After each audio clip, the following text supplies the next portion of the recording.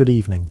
Tonight we descend into the depths of the Pacific, into a world of crushing darkness and suffocating metal, where young men lived for months in conditions that would break most people in days. This is not a story of grand naval battles or heroic charges across open ground. This is a story of silence, of waiting, of the psychological warfare that happens when you're sealed inside a steel tube beneath hundreds of feet of black water, knowing that at any moment, a single mistake, a single torpedo, could turn your vessel into your tomb. Forget the Hollywood versions of clean-cut heroes and dramatic explosions. The truth is far more claustrophobic, far more human, far more terrifying. This is a story of submariners in World War II, of men who volunteered for the most dangerous duty in the entire US Navy, where the mortality rate was higher than any other branch of service. Before you settle in for this long journey into the depths, take a moment to like this video and subscribe if you find value in these explorations of history's most harrowing experiences. Let me know in the comments where you're listening from and what time it is where you are. Now, dim the lights, silence your notifications, find a comfortable position, and let's begin this descent into the silent world beneath the waves. Before we can understand the men, we must first understand their world. Picture, if you will, a Gato-class submarine, the workhorse of the American submarine fleet during World War II. She is 311 feet long, a sleek cigar of welded steel painted in flat grey or black. From the outside, when she surfaces, she looks almost graceful, like some mechanical whale breaking through the waves. But this exterior beauty is deceptive, for inside, she is something else entirely. Step aboard through the main hatch, and immediately you are struck by the overwhelming sensation of confinement. The interior diameter of the pressure hull is barely 16 feet. From this, subtract the space taken by the inner hull structure, by pipes, by cables, by equipment, by the thousand things necessary to keep this vessel alive beneath the sea, and you are left with corridors barely wide enough for two men to pass if they turn sideways. The overhead, that's what sailors call the ceiling, is a maze of pipes, valves, gauges, each one critical, each one potentially fatal if it fails. Electrical cables run in thick bundles along the sides, carrying the lifeblood of power throughout the boat. That's what submariners call their vessels, boats, never ships. A tradition that goes back to the earliest days when submarines were small enough to be carried aboard larger vessels. The entire vessel is divided into compartments, each separated by a watertight hatch, circular openings perhaps 30 inches in diameter, that require you to step high and duck low simultaneously. These hatches can be sealed shut in seconds, trapping men on either side, a terrible necessity when flooding threatens to sink the entire boat. Every man who serves on a submarine knows this truth, accepts it as part of the bargain. If your compartment floods, the hatches will be sealed, and you will die so that others might live. The forward torpedo room is where our journey begins. This is where the boat's teeth reside, where 24 torpedoes, each one weighing over 3,000 pounds, each one packed with explosives, are stored in racks along the sides or loaded into one of 6 torpedo tubes. The tubes themselves are massive cylinders, 21 inches in diameter, that penetrate the pressure hull and extend out into the sea. When not in use,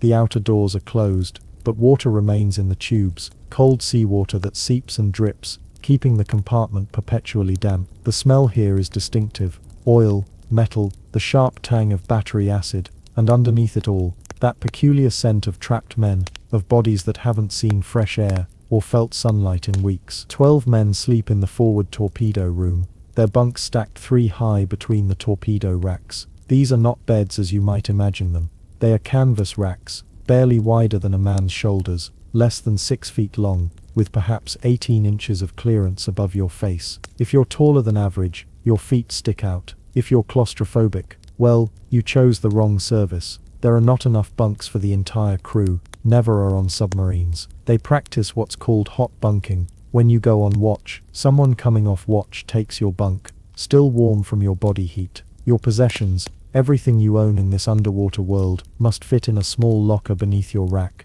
or in a canvas bag hung from the side. Most men own very little: a change of clothes, letters from home, perhaps a photograph or two carefully wrapped in oilcloth, to protect them from the eternal dampness. Move aft, and you pass through the officers' quarters, a generous term for a space barely large enough for 3 tiny staterooms. and a wardroom where officers eat and plan their attacks. The captain has his own cabin, if you can call it that. A space perhaps 6 feet by 4 feet, containing a fold-down bunk, a tiny desk, and storage for his clothes and navigation equipment. Move aft again, and you enter the domain of the engineering crew, the men who keep the boat alive. First you pass through the control room, the nerve center of the submarine, where the diving officer and his team maintain the delicate balance that keeps the boat at the ordered depth. Here are the diving plane's controls, 2 large wheels that adjust the angle of the bow and stern planes, controlling whether the boat rises or falls in the water. Here are the trim manifolds, a bewildering array of valves and gauges that control the flow of water in and out of ballast tanks, adjusting the boat's weight to compensate for fuel burned, torpedoes fired, provisions consumed. Here is the periscope, 2 of them actually, the search periscope for general observation, and the smaller attack periscope for approaching targets. Here is the plotting table where the executive officer and fire control team calculate firing solutions, translating observations through the periscope into torpedo trajectories. Behind the control room lie the maneuvering room and the engine rooms. This is where the boat's power resides. 2 massive diesel engines, each one developing 1600 horsepower, provide propulsion and charge the batteries when the boat is on the surface. These engines are monsters, each one weighing several tons, pistons pumping, exhaust roaring when they run. When the diesels are operating, conversation is impossible. Men communicate through hand signals or by shouting directly into each other's ears. The heat is tremendous, often reaching over 100 degrees, turning the engine room into a sweatbox where men work stripped to the waist, their bodies glistening, dehydration a constant threat. But the boat cannot run on diesels when submerged. Diesel engines require air, vast quantities of air, and there is precious little air inside a submerged submarine. So beneath the deck plates, taking up nearly a third of the submarine's interior volume, are the batteries. These are not car batteries. These are massive lead-acid cells, each one weighing over a ton, arranged in 2 groups of 126 cells each. When charged, they store enough electricity to run the submarine's electric motors for perhaps 2 days at slow speed, less than a day if speed is needed. Everything about submarine operations revolves around battery management.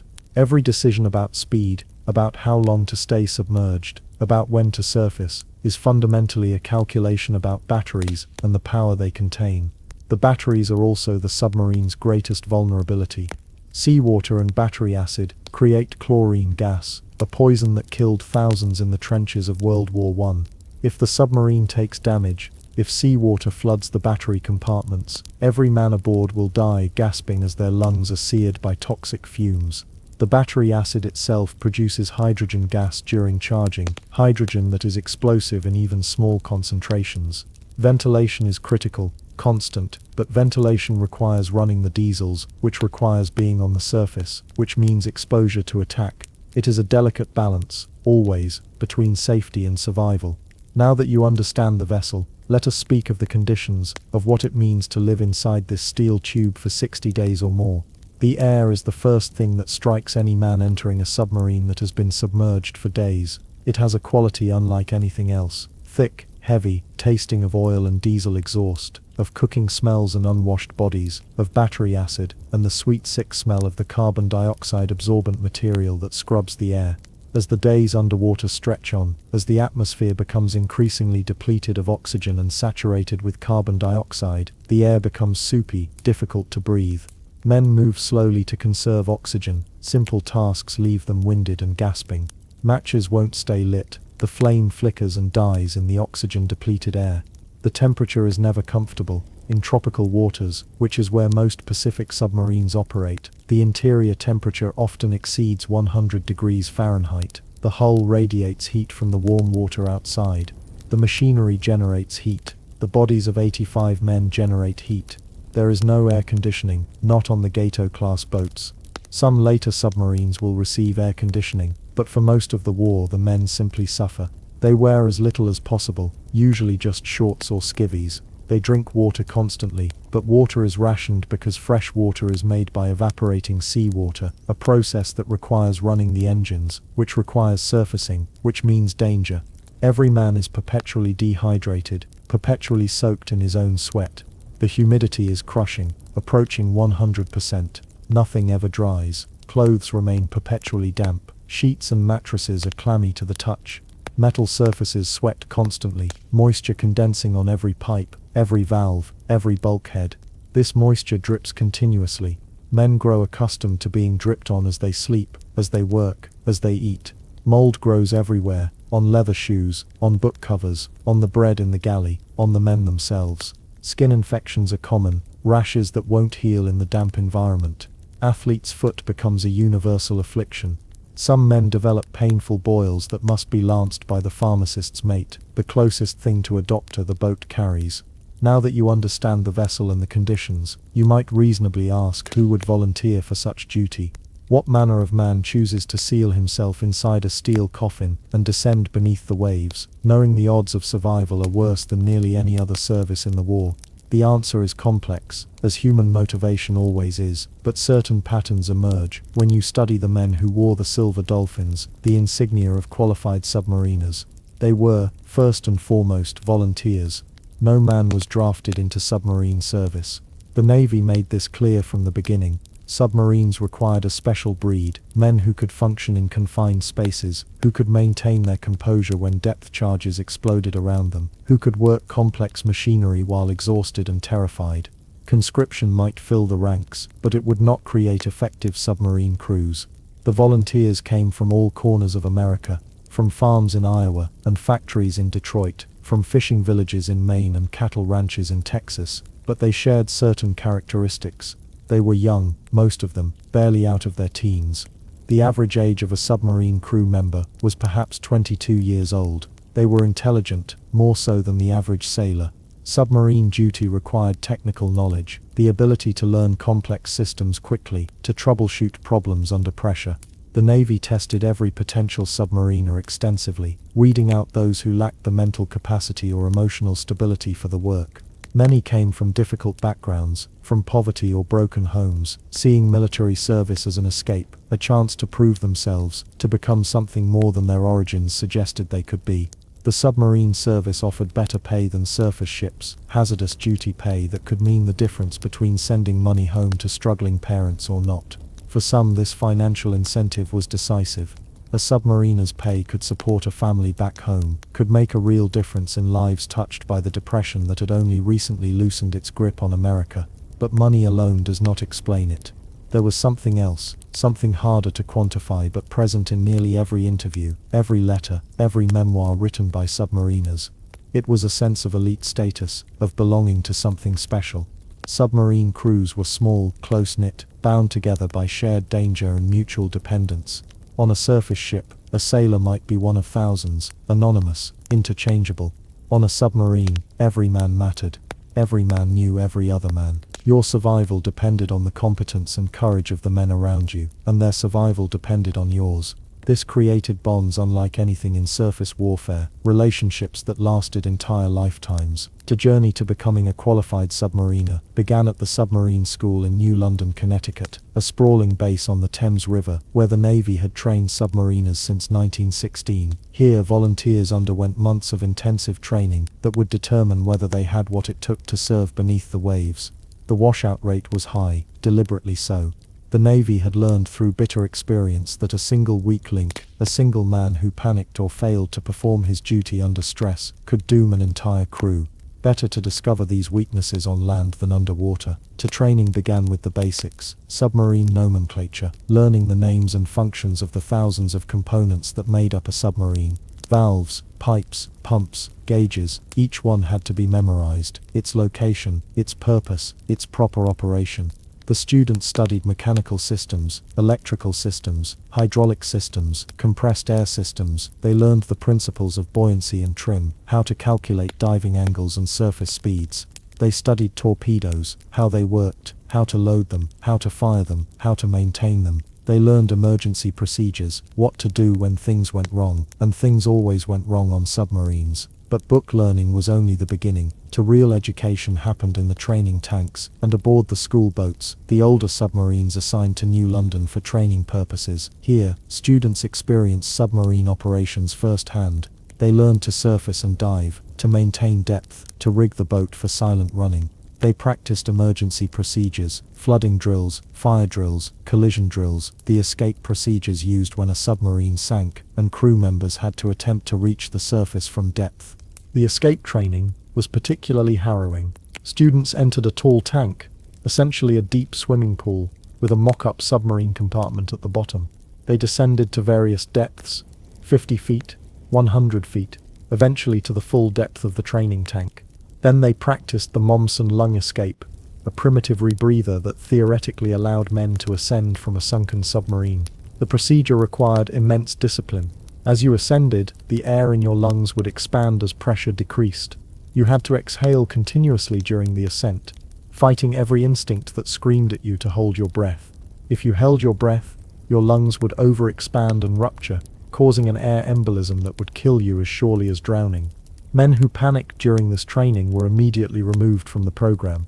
There was no second chance. Panic underwater meant death, for you and potentially for your entire crew.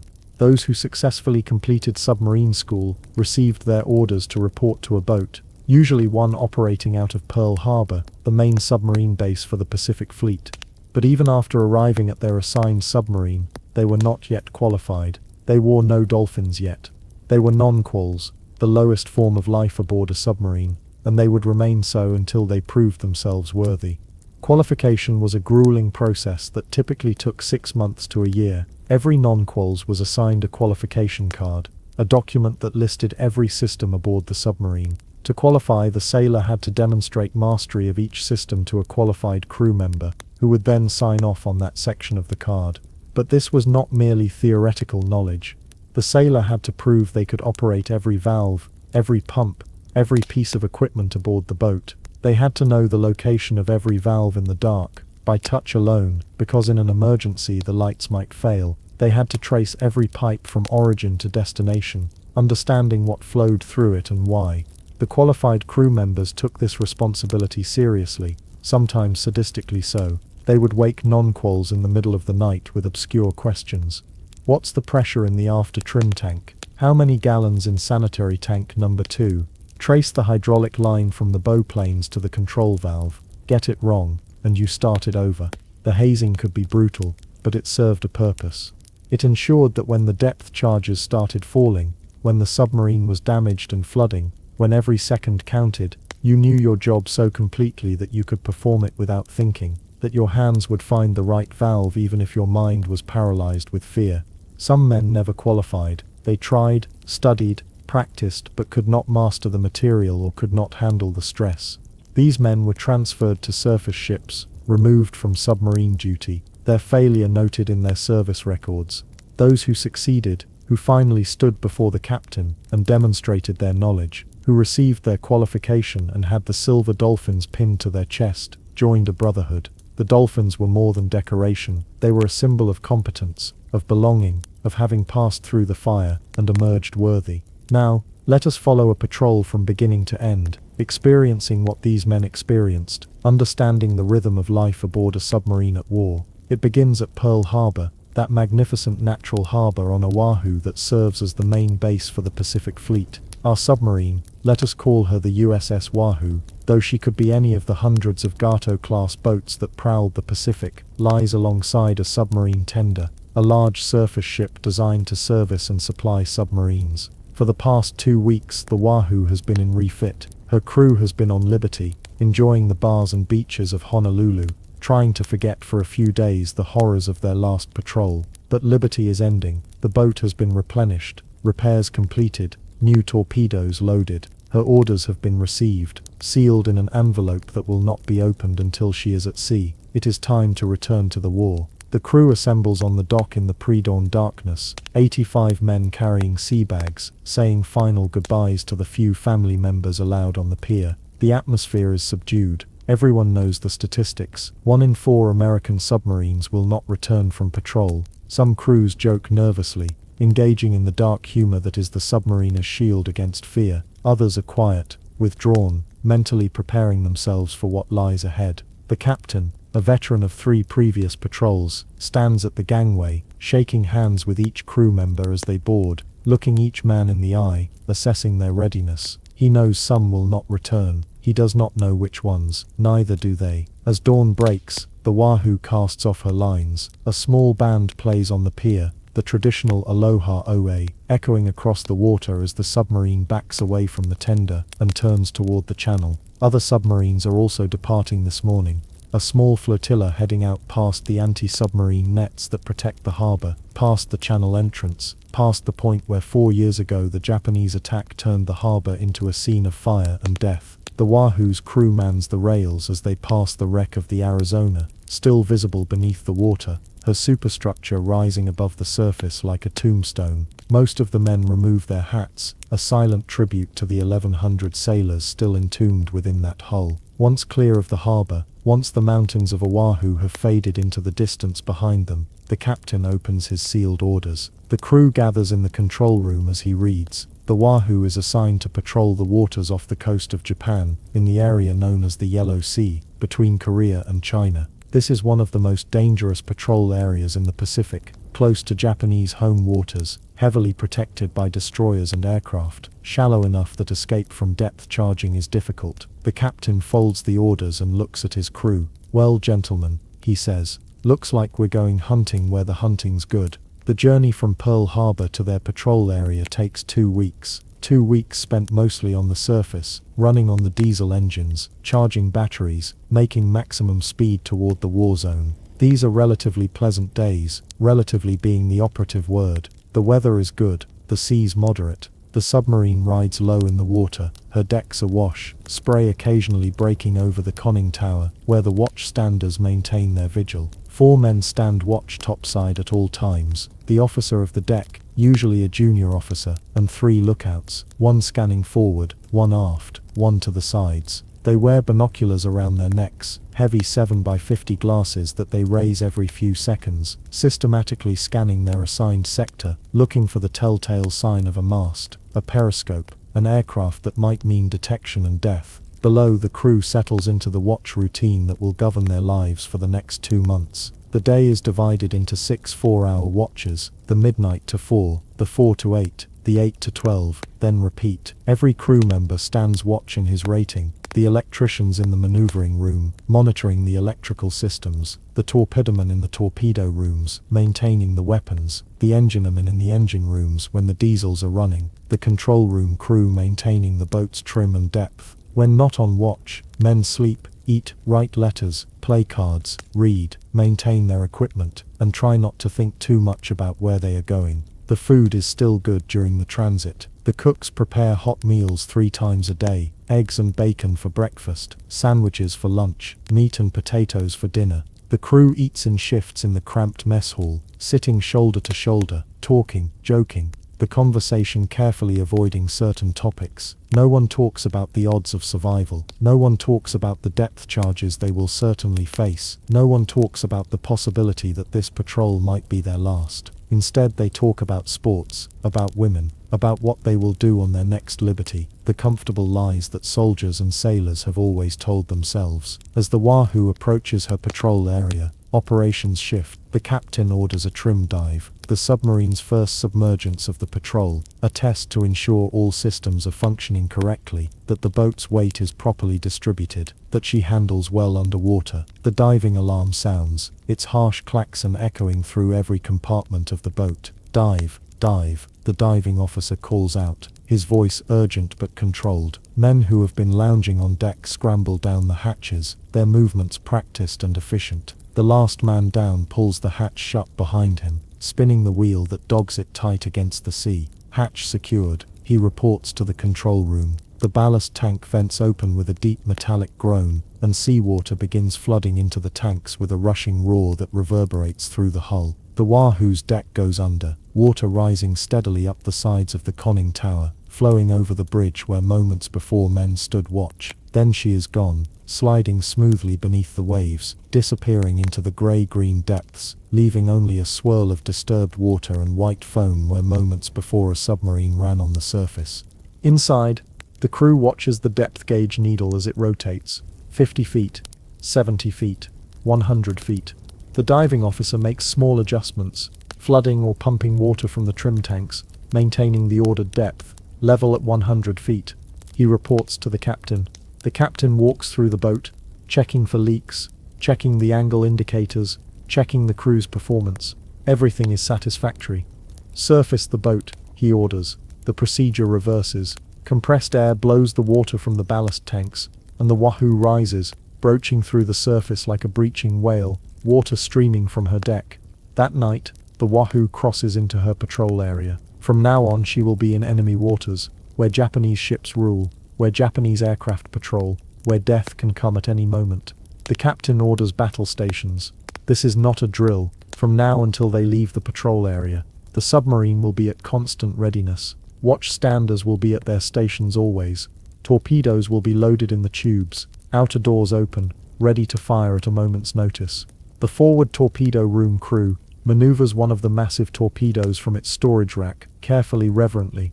These weapons that cost more than most houses, they load it into the tube, a process requiring 6 men and careful coordination. The torpedo weighs 3,500 pounds, 21 feet long, packed with explosive. One mistake, one dropped tool, could trigger the warhead and blow the front of the submarine apart. Dawn breaks on the first full day in the patrol area, though you would not know it inside the submarine. There are no windows, no natural light. The only indication of day or night is the watch schedule and the captain's orders. At first light, the Wahoo submerges. This will be the pattern for the next 60 days, submerged during daylight hours, when aircraft and ships can spot a surfaced submarine from miles away, surfaced at night to run the diesels, charge the batteries, and make transit to the next patrol sector. At periscope depth, 65 feet beneath the surface, the captain makes his observations. Every few minutes, he calls up scope, and the periscope rises from its well, extending above the surface. He presses his face to the eyepiece, rotating slowly, scanning the horizon in a complete circle. The view is limited, just the periscope head breaking the surface, a small protrusion that could be mistaken for a piece of driftwood, if you are lucky, but more often is exactly what it appears to be, evidence of a submarine below. Each observation is brief, perhaps 30 seconds, then downscope, and the periscope retracts. Too long with the scope up, and you leave a telltale wake, a feather of white water streaming behind the periscope that can be seen for miles. The morning passes slowly. The crew is at battle stations, but there is nothing to do but wait. Men stand at their posts, checking gauges, monitoring equipment, fighting the drowsiness that comes from the oxygen-depleted air and the warmth. Some have learned to sleep standing up, a skill born of exhaustion and necessity. In the forward torpedo room, one of the torpedomen, a young sailor from Oklahoma, named Jimmy Caldwell, stands his watch beside the loaded tubes. This is his first patrol, his first time in combat, and he is terrified in a way that makes his hands shake and his stomach clench. He has been trained for this, has qualified on every system, knows his job perfectly, but knowing and doing are different things. And right now, standing in this metal tube beneath the ocean, knowing that Japanese destroyers are hunting above, he wonders if he will have the courage to perform when the moment comes. The sonar operator, seated at his station in the control room, wears headphones pressed tight against his ears. He is listening to the ocean, to the sounds that travel through water,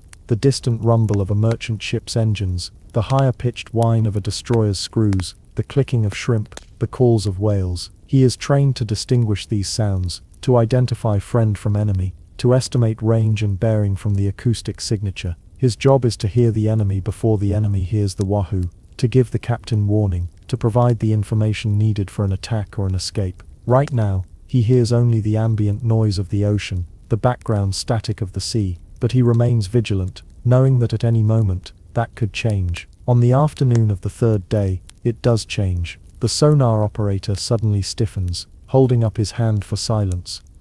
Sonar, I have multiple contacts, bearing 045, high-speed screws, sounds like escorts and heavy ships. The captain is at the periscope, instantly. Battle stations torpedo, he orders, though the crew is already there, already ready. He swings the periscope to the bearing the sonar operator indicated, and there, on the horizon, he sees the masts, multiple masts, growing taller as the ships approach. A convoy, perhaps 6 or 8 merchant ships, escorted by destroyers. This is what they have come for, why they have crossed 5,000 miles of ocean, why they have sealed themselves in this steel tube. The captain's voice is calm, professional, but his crew can hear the excitement underneath. We have a convoy, gentlemen. Looks like 6 merchants, at least 2 escorts. We're going to let them come to us. Then we'll put a spread of torpedoes into the biggest target we can find. The next 30 minutes are a ballet of calculation and positioning. The captain calls out observations through the periscope. Bearing, mark, range mark. The executive officer, standing at the torpedo data computer, a mechanical calculating machine that looks like something from a mad scientist's laboratory, cranks in the data, adjusting for the target's speed, course, and range. The TDC calculates the firing solution, the precise angle and timing needed for the torpedoes to intercept the target. It is complex mathematics done in real time, with imperfect information, while the submarine maneuvers underwater. The Wahoo moves into position, using her electric motors, running silent. Every unnecessary piece of equipment has been secured. The ventilation fans are off. The crew has been ordered to remain at their stations, to move as little as possible, to speak only when necessary, and then in whispers. Sound carries through water, and the destroyers above have hydrophones, underwater microphones, listening for the sounds of a submarine. The slightest noise, a dropped wrench, a slammed hatch, even a toilet flushing at the wrong moment, can give away their position.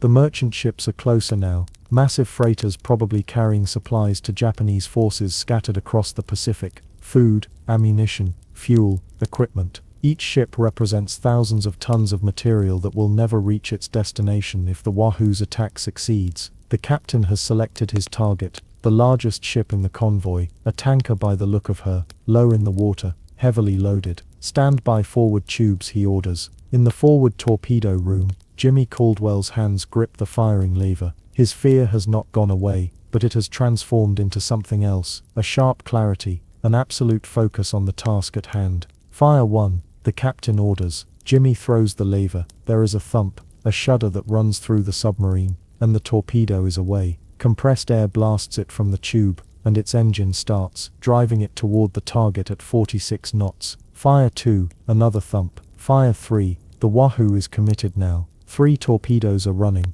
their wakes visible from above, pointing back like arrows to the submarine's location. The torpedoes run for 45 seconds, and those seconds stretch into eternity. The crew is silent, listening, waiting for the sound they all want to hear. The captain, his eye still pressed to the periscope, watches the torpedoes track toward the target. And then it comes, the deep boom of an explosion, transmitted through the water, felt as much as heard, a vibration that shakes the submarine. Hit, the captain calls. We have a hit. Seconds later, another explosion. 2 hits. The crew in the forward torpedo room allows themselves brief grins, quick congratulations, but there is no time to celebrate. Escort turning toward us. The sonar operator reports, his voice urgent. High-speed screws, closing fast. The captain makes an instant decision. Take her deep, rig for depth charge. Rig for silent running. The diving officer pushes the control yoke forward, and the Wahoo's nose drops. The depth gauge needle begins to rotate. 100 feet, 200 feet, 300 feet. The submarine is diving, seeking the protection of depth, seeking to put as much water as possible between herself and what is coming. What is coming are depth charges, cylindrical drums packed with 300 pounds of high explosive, fitted with pressure-sensitive fuses that detonate at preset depths. The destroyer above is dropping them, rolling them off racks at her stern, and they are sinking now, falling through the water, following the Wahoo down. The crew can hear them, a sound like freight trains falling through the sky, coming closer, closer, and then the first one detonates. The explosion is indescribable, unless you have experienced it. It is not like an explosion in air, where the energy dissipates quickly. In water, which is incompressible, the shock wave travels far and hits hard. The submarine lurches violently to the side. Every man is thrown against bulkheads, or to the deck. Light bulbs shatter, raining glass. Cork insulation on the hull fractures, and falls like snow. The roar is deafening, even inside the submarine, even with hundreds of feet of water to absorb it. Another explosion, this one closer. The lights flicker and go out, plunging the submarine into absolute darkness. Emergency lighting comes on, dim red bulbs that cast everything in a hellish glow. Water begins spraying from a pipe, fitting in the overhead, a high-pressure stream that must be stopped before it floods the compartment. 2 men are on it immediately, one holding a wooden plug, the other hammering it into place with a mallet. The spray stops, reduced to a trickle, but other leaks are springing up throughout the boat. The depth charges continue, a pattern of explosions, near and far, the destroyer methodically working over the area where it estimates the submarine must be. The Wahoo is at 400 feet now, deeper than she is designed to go, and the hull is groaning under the pressure. Small pops and creaks echo through the submarine as the steel flexes. The crew knows that somewhere there is a depth at which the hull will implode, collapsing instantly, killing everyone before they even know what happened. They do not know precisely where that depth is, have never tested it, and pray they will not discover it today. In the forward torpedo room, Jimmy Caldwell is curled into a ball beside the torpedo tubes, his hands over his ears, his eyes squeezed shut. He is praying, a stream of desperate promises to God if he survives this. Around him, the more experienced crew members maintain their posts, checking for damage, securing loose equipment, doing their jobs despite the terror that every man feels. The chief torpedoman, a career sailor with 4 previous patrols, kneels beside Jimmy and speaks quietly to him, though the words are lost in the noise of explosions. But the tone is clear, calm, reassuring. You will survive this. We will survive this. Hold on. The attack continues for 90 minutes, though time loses meaning in the depths. Explosions bracket the submarine, some close enough to knock men off their feet, others distant enough to be merely terrifying, rather than life-threatening. The destroyer is persistent, professional, methodically searching for the submarine it knows is below. The captain orders changes in course and depth, trying to evade, trying to put distance between the Wahoo and her tormentor. But the destroyer's sonar keeps finding them, keeps tracking them. Then gradually, the explosions become less frequent, more distant. The destroyer is moving away, either because it has lost contact, or because it is running low on depth charges. The captain orders the Wahoo deeper still, down to 500 feet, far beyond her rated depth. But distance is safety, and right now, safety is worth the risk. The submarine levels off, and for the first time in over an hour, there are no explosions. The crew remains at battle stations, remains silent, but the tension begins to ease fractionally. The captain orders a damage assessment. Reports filter back from each compartment. The forward torpedo room has minor leaks, nothing the pumps cannot handle. The control room has lost several instruments, the depth gauge among them, but backup systems are functioning. The engine rooms report cracked gaskets and numerous small leaks, but the engines themselves are undamaged. The electrical systems took a beating, but the electricians are already making repairs. Most critically, the hull integrity appears intact. There are leaks, dozens of small leaks where the pressure has forced water past seals and gaskets, but no major breaches, no catastrophic damage. In the crew's mess, the pharmacist's mate is treating casualties. 3 men have broken bones from being thrown against bulkheads. A dozen more have cuts and bruises. 1 man in the engine room was hit by a flying wrench when a depth charge exploded nearby, and he has a concussion, possibly a fractured skull. The pharmacist's mate, who has medical training roughly equivalent to a civilian paramedic, does what he can, splinting fractures, bandaging wounds, dispensing morphine for the worst pain. There is no doctor aboard. There never is on submarines. If a man needs surgery, needs real medical care, he is simply out of luck, unless the submarine can break off patrol and return to base, something that rarely happens unless the casualty is the captain or another officer critical to operations. The Wahoo remains deep for 4 hours, creeping away from the area at minimal speed, conserving battery power, putting distance between herself and the convoy she attacked. As darkness falls above, the captain finally orders the boat to periscope depth. He raises the scope cautiously, expecting to see destroyers waiting, but the surface is empty. The convoy is long gone, fled to safety, and the destroyers have broken off their search. The captain surfaces the Wahoo, and the crew breathes fresh air for the first time in 8 hours. Men who can be spared from their duties go topside, standing on the deck, gulping in the night air, trying to stop their hands from shaking, trying to process what they have just survived. Jimmy Caldwell emerges from the forward torpedo room hatch and stands on the deck, his legs unsteady. He vomits over the side, his body finally releasing the tension it has been holding. The chief torpedoman climbs up beside him, offers him a cigarette.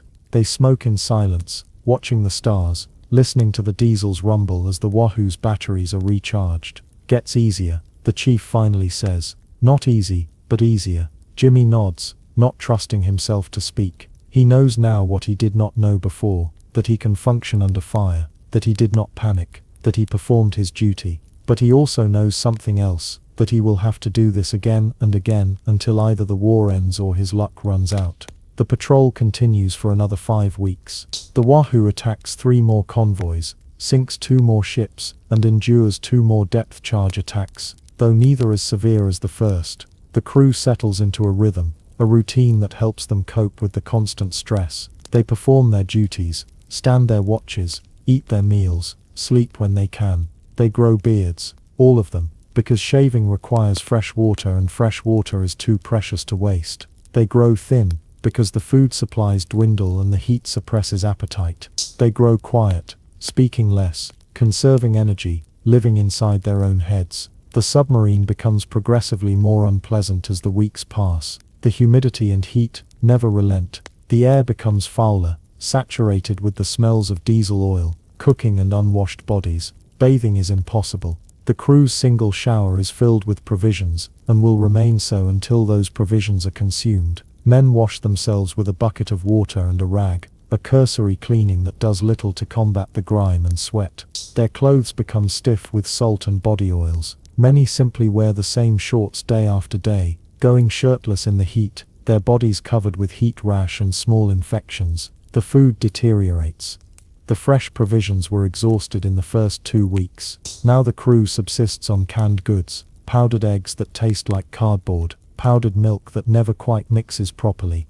The bread grows moldy within days of baking, and the cooks simply cut away the worst of the mold and serve the rest. Meat comes from cans, spam, corned beef, hash. The crew eats because they must, not from enjoyment. Some men lose 20 or 30 pounds during a patrol, their bodies consuming themselves in the heat and stress. Between attacks, life aboard the Wahoo settles into a mind-numbing routine that is in its own way as difficult to endure as the terror of depth charging. The human mind is not designed for this existence, sealed in a metal tube, breathing recycled air, never seeing the sun, never feeling wind or rain, living in a world of artificial light and mechanical sounds. The days blur together into an indistinguishable mass of time where nothing changes, where each day is exactly like the one before. The watch schedule continues without interruption, 4 hours on, 8 hours off around the clock, every day, for weeks on end. Your body never fully adjusts to this rhythm.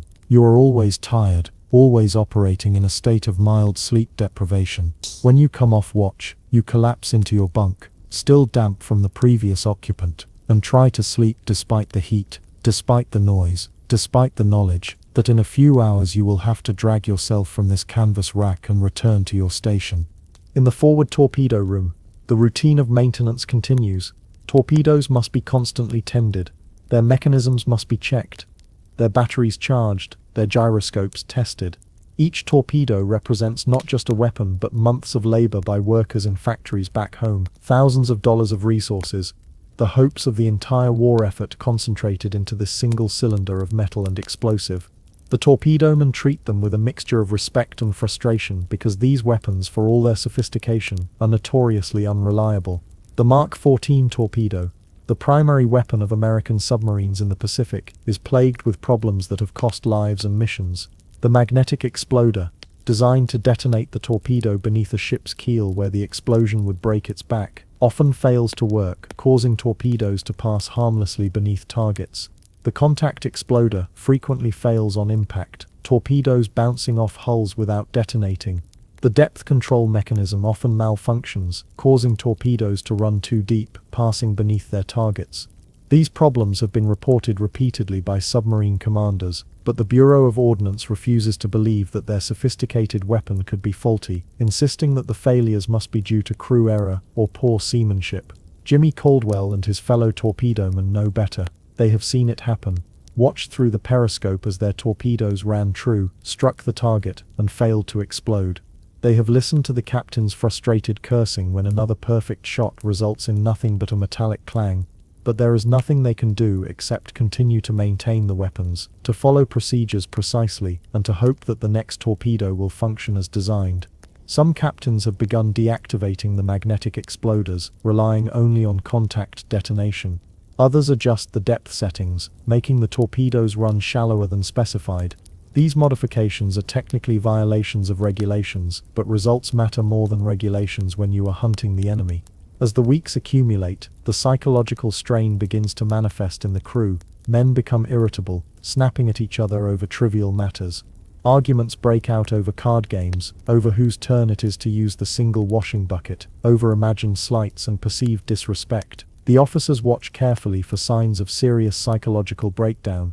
A man who becomes truly unstable aboard a submarine is a danger to everyone, and there is nowhere to isolate him, nowhere to send him for treatment. He must simply be watched, managed, kept away from critical systems until the patrol ends. Some men withdraw into themselves, speaking only when necessary, performing their duties mechanically, but participating in no social interaction.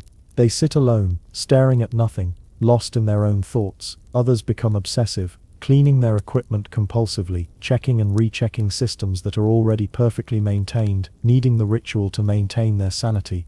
Still others become fatalistic, talking openly about death, making jokes about which depth charge will have their name on it.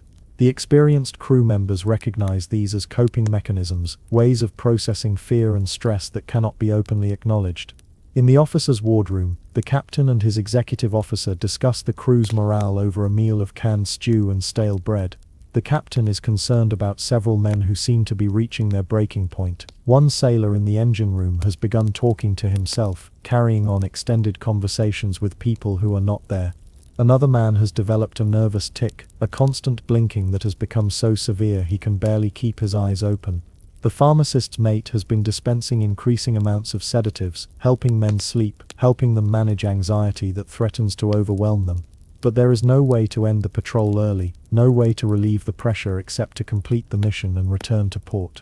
The Wahoo is expected to remain on station for another 2 weeks, to continue hunting, to continue the war. The captain can only do his best to manage his crew, to watch for warning signs, to balance the need for combat effectiveness against the reality of human limitation. He knows that he is asking these men to operate beyond normal human endurance, to function in conditions that would break most people. All he can do is ask, and hope they can deliver. On the 43rd day of the patrol, the Wahoo's luck turns again. It is late afternoon, and the submarine is running submerged at periscope depth, the captain making his routine observations every few minutes. The sea is empty, has been empty for 2 days, no ships, no contacts, nothing but endless water. Then, suddenly, the sonar operator's voice cuts through the routine. "Con sonar, I have high-speed screws, multiple contacts, bearing 270, closing fast." The captain snaps to the periscope, swinging it to the indicated bearing. His blood goes cold. He sees not merchant ships but destroyers, 3 of them, in a search formation, clearly hunting, clearly aware that a submarine operates in this area. The Wahoo has been found, or rather the Japanese have determined that a submarine must be nearby based on the pattern of sinkings, and they have sent a hunter-killer group to find it. "Take her deep," the captain orders, his voice urgent now. "All ahead full, make your depth 400 feet. Rig for depth charge, rig for silent running." The crew responds instantly, trained reactions taking over. The Wahoo's nose drops sharply as the diving planes are put hard down. The electric motors surge to full power, driving the submarine deeper, trying to gain depth before the destroyers reach attack position. But 400 feet takes time to reach, and the destroyers are fast, incredibly fast. Their high-speed screws audible throughout the boat, a rising whine that grows louder with each passing second. The first pattern of depth charges explodes before the Wahoo reaches 300 feet. The destroyers have excellent sonar operators who have locked onto the submarine's position, and they are not wasting time. 6 charges explode in a pattern around the Wahoo, close enough that the submarine is lifted and thrown sideways by the combined shock waves. The lights go out immediately. In the darkness, men hear the terrifying sound of metal tearing, of rivets popping, of welds cracking under stress. Hull breach in the after battery compartment. Someone screams over the sound of rushing water. The captain makes an instant decision. Seal the after battery. Dog that hatch now. The crew members in the control room spin the hatch wheel, sealing the watertight door between compartments. On the other side of that hatch, 3 men are trapped in a flooding compartment. They pound on the hatch, screaming to be let out, but the captain's order stands. If the flooding spreads, the entire submarine will be lost. 3 men will die so that 82 can live. It is the terrible calculus of submarine warfare, and there is no time for sentiment. The destroyer makes another run, dropping a second pattern. These charges are even closer, and the Wahoo shudders like a living thing in agony. More leaks spring up throughout the boat. The pumps are running constantly now, fighting to keep ahead of the water pouring in. The submarine is at 500 feet, far beyond her rated depth, and going deeper. The captain has no choice. The destroyers above are hunting with methodical precision, and depth is the only sanctuary available. At 550 feet, the hull begins to make sounds that every submariner dreads. It is not the normal creaking and groaning of steel under pressure. This is different, a high-pitched screaming sound, like metal being tortured, like the submarine herself is crying out in pain. The hull is approaching its failure point, the depth at which the external pressure will exceed the strength of the steel, and the submarine will simply collapse. Level off, the captain orders. Make your depth 550 feet, not a foot deeper. The diving officer acknowledges, makes microscopic adjustments to the trim, walks a knife edge between too shallow, where the depth charges will destroy them, and too deep, where the ocean itself will crush them like an empty beer can. The attack continues for 3 hours. 3 hours of explosions, of leaks, of systems failing. The steering hydraulics are damaged, making it difficult to control the submarine's course. The high-pressure air system has multiple leaks, the precious compressed air that is needed to surface bleeding away. The batteries are taking damage from the constant shaking, battery acid sloshing in its containers, creating fumes that mix with the already foul air. In the forward torpedo room, Jimmy Caldwell is no longer afraid. He has moved beyond fear into a strange, calm acceptance. He lies in his bunk, listening to the explosions, waiting for the one that will end everything. Around him, other crew members prepare for death in their own ways. Some pray, some write final letters they know will never be delivered. Some simply lie still, eyes open, waiting. The chief torpedoman sits at the small desk in the corner, writing in a notebook. Jimmy realizes he is updating the compartment log, recording the attack, performing his duty literally until the moment of death. In the control room, the captain stands at the plotting table, his face illuminated by the dim red emergency lights, calculating their chances. The situation is desperate, but not yet hopeless. The destroyers are expending their depth charges at a high rate. Each destroyer carries perhaps 40 charges. They have already dropped over 60, maybe more. At some point, they will run out, or their sonar will lose contact, or they will be called away to some other duty. The Wahoo just needs to survive until that moment arrives. Another pattern of explosions, but these are farther away, perhaps 200 yards off. The destroyer's sonar is having difficulty maintaining contact. The Wahoo has descended into a thermal layer, a band of colder water that reflects sonar waves, creating a sort of acoustic shadow. It is not perfect concealment, but it degrades the destroyer's ability to pinpoint their exact location. The captain orders a course change, trying to slip away under cover of the thermal layer, moving slowly to avoid making noise that would give away their position. The minutes crawl by, 10 minutes with no explosions. 15, 20. The sonar operator reports that the destroyer screws are becoming more distant.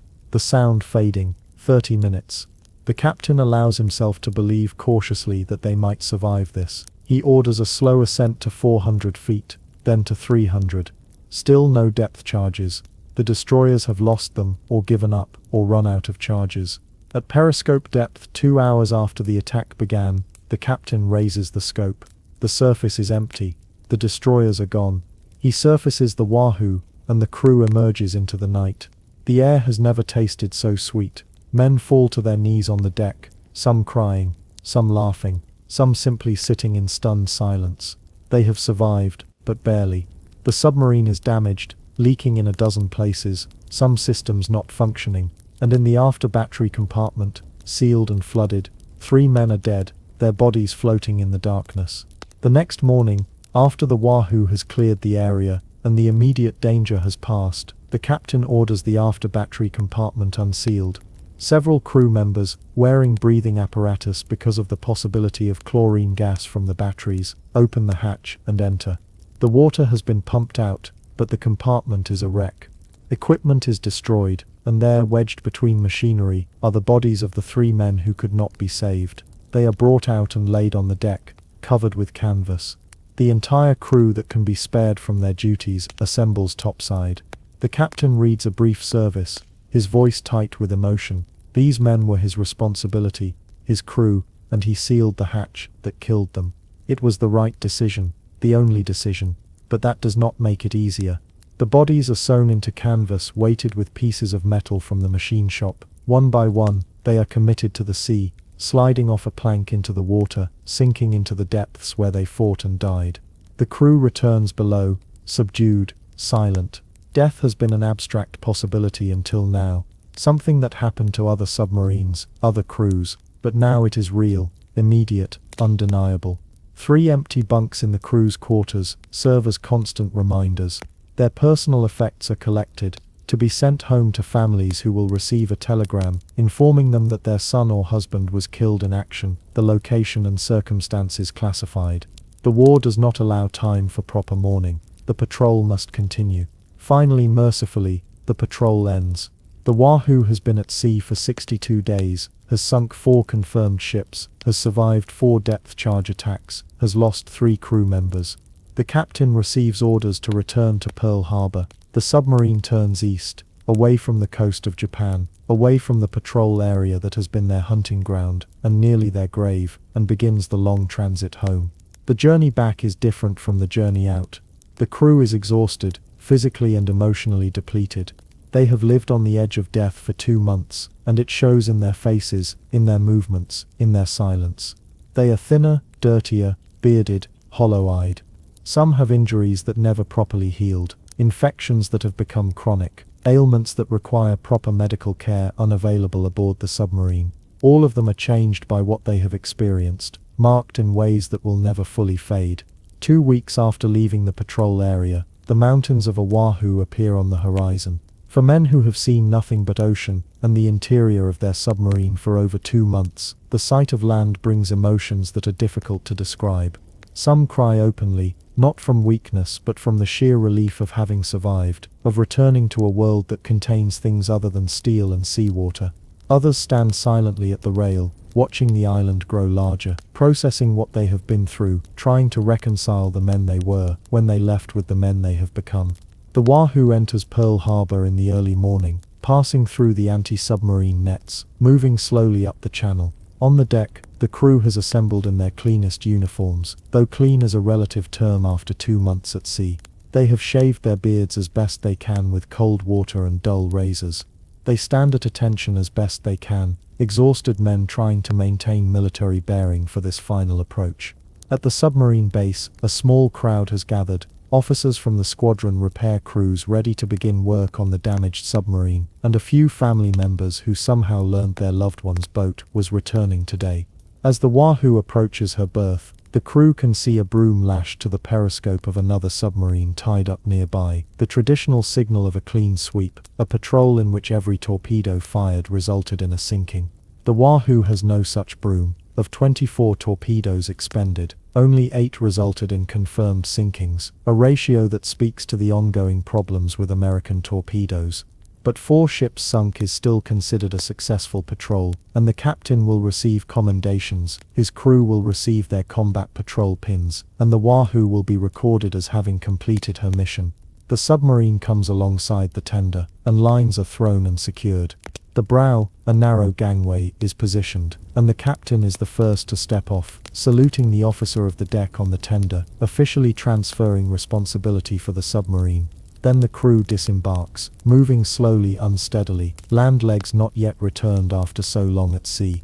They carry their sea bags, their few possessions and memories that will last lifetimes. Before liberty, before rest, before anything else, comes the debriefing. The captain and his officers are escorted to squadron headquarters, where intelligence officers wait with notebooks and questions. The debriefing lasts for hours. Every contact must be described in detail: the date, the time, the location, the type of ship, the attack approach, the results. Every depth charging must be documented: how many charges, how close, what damage resulted. Every decision must be explained and justified. The intelligence officers are looking for patterns, for information that can be shared with other submarines, for insights into Japanese tactics and capabilities. The captain describes the 4 successful attacks, provides sketches of the ships sunk, estimates their tonnage. He reports on the areas where Japanese anti-submarine patrols seem most active, where convoys are most likely to be found. He describes the depth-charging attacks in clinical detail, though nothing in his flat recitation can convey the terror of those moments, the certainty of impending death that every man felt. He reports the loss of 3 crew members, his voice catching slightly as he provides their names and the circumstances of their deaths. The intelligence officers ask about the torpedoes, and here the captain's frustration becomes evident. He describes in detail the torpedo failures, the perfect shot that resulted in a dud, the torpedo that ran beneath the target without exploding, the magnetic exploder that failed to function. He has written a detailed report, has diagrams and calculations to support his claims. The intelligence officers note his concerns, but he can see in their faces that his report will join dozens of others, all describing the same problems, all apparently ignored by the Bureau of Ordnance that designed these weapons and refuses to admit their flaws. The enlisted crew undergoes a simpler debriefing, mostly focused on equipment performance and maintenance issues. Jimmy Caldwell and the other torpedomen describe the condition of the torpedoes throughout the patrol, the maintenance performed, any anomalies observed, the engine and report on diesel performance, on oil consumption, on the various mechanical issues that arose. The electricians describe battery performance, noting the damage sustained during depth charging. All of this information is recorded, compiled, analyzed, used to improve procedures and equipment for future patrols. Liberty.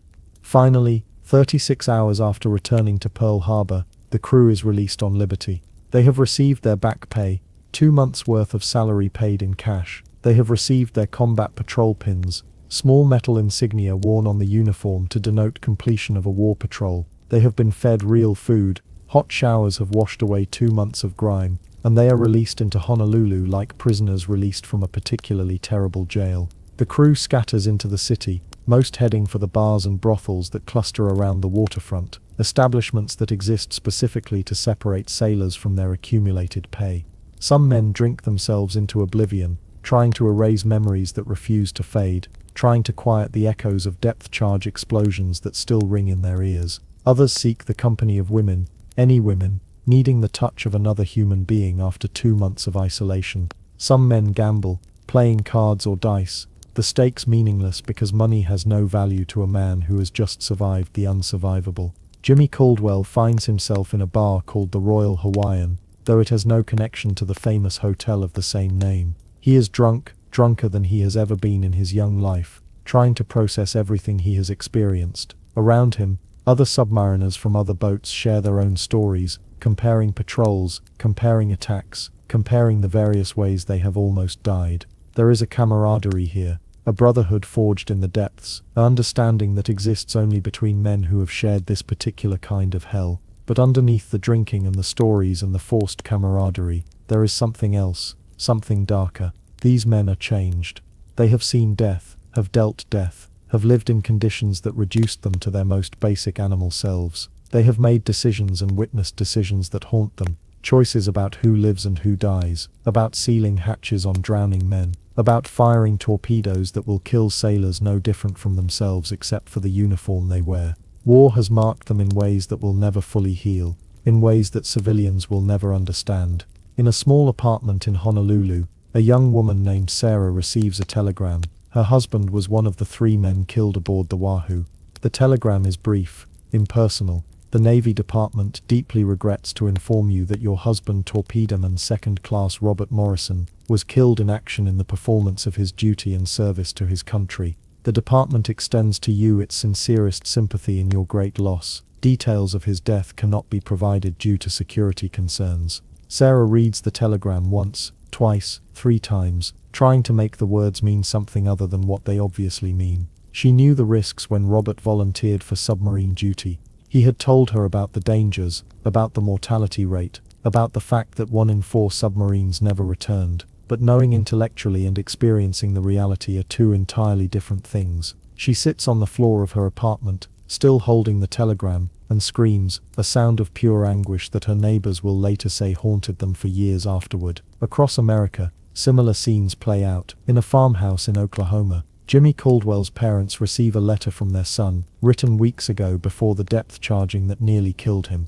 The letter is cheerful, deliberately vague about where he is and what he is doing, focused on reassuring them that he is safe and well. They read the letter together at the kitchen table, his mother crying silently, his father staring out the window at fields that suddenly seem less important than they did before their son went to war.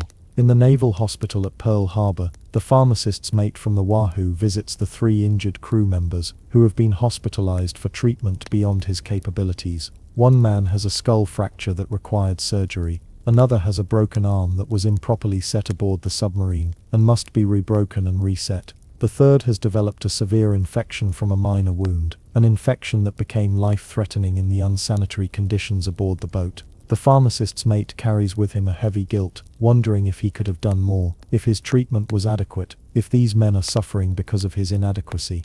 The hospital doctors reassure him that he did everything possible given the circumstances, but the guilt remains. While the crew is on liberty, work begins on repairing the Wahoo. The submarine is moved into dry dock, the massive gates are closed and the water is pumped out, leaving the boat sitting in the bottom of the empty dock. For the first time, the full extent of the damage becomes visible. The hull is dented in numerous places from near-miss depth charges. Several hull plates have stress cracks that must be replaced. The propellers are damaged from running at high speed. While maneuvering to evade attacks, the periscope has a crack in one of the lens assemblies. Dozens of pipe fittings must be replaced due to leaks. The list goes on and on, page after page of repairs needed before the submarine can be declared seaworthy again. The repair crews work around the clock, welders and machinists and electricians swarming over the submarine like ants. The new crew members must be integrated quickly. They know submarine operations in theory but have never experienced them in practice, certainly not in combat conditions. The veteran crew takes them through the boat, showing them not just where things are but how things really work, the tricks and shortcuts and workarounds that make the difference between theory and survival. They teach them how to sleep in the heat, how to conserve water, how to eat when you have no appetite, how to function when you are so tired that thinking clearly becomes impossible. But more than procedures and practices, the veterans teach the new men about fear.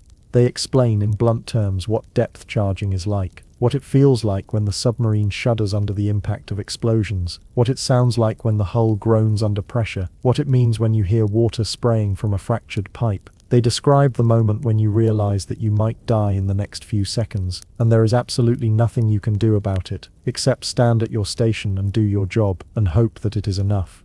Some of the new men listen with growing horror, beginning to understand what they have volunteered for. One young sailor, fresh from training, asks Jimmy Caldwell how he manages the fear. Jimmy considers the question for a long moment before answering. "You don't manage it," he finally says. "You can't. The fear is always there, always. You just learn to function despite it. You do your job because the men around you are depending on you, and because if you don't do your job you all die. That's all there is to it. You do your job." The veteran crew also teaches the new men about the unwritten rules of submarine life, the customs and traditions that help maintain morale and discipline in the cramped confines of a submarine. They explain the importance of personal hygiene, minimal though it must be, because in a space this confined one man's smell affects everyone. They explain the protocol for meals, for recreation time, for the use of the single toilet that serves 85 men.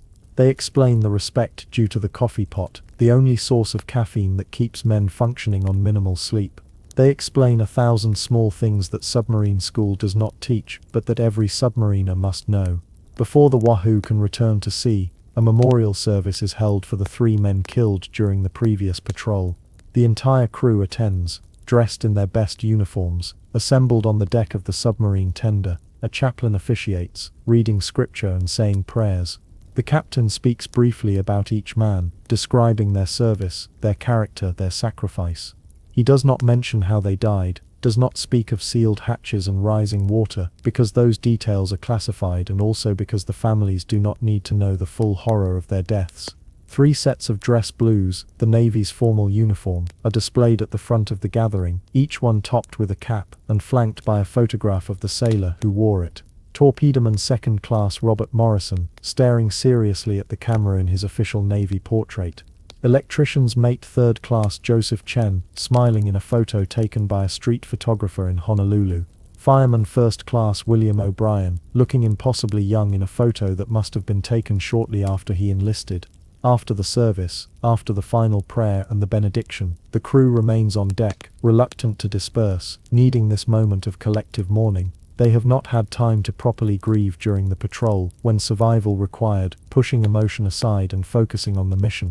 Now finally, they can acknowledge their loss, can honor their fallen comrades, can begin the impossible task of accepting that these men are gone and will never return. Jimmy Caldwell stands before Morrison's uniform, remembering the man who wore it. Morrison had been a veteran, on his 4th patrol, a chief torpedoman, who had taught Jimmy much of what he knows. He had been a steady presence in the forward torpedo room, calm under pressure, skilled at his job, respected by everyone who served with him.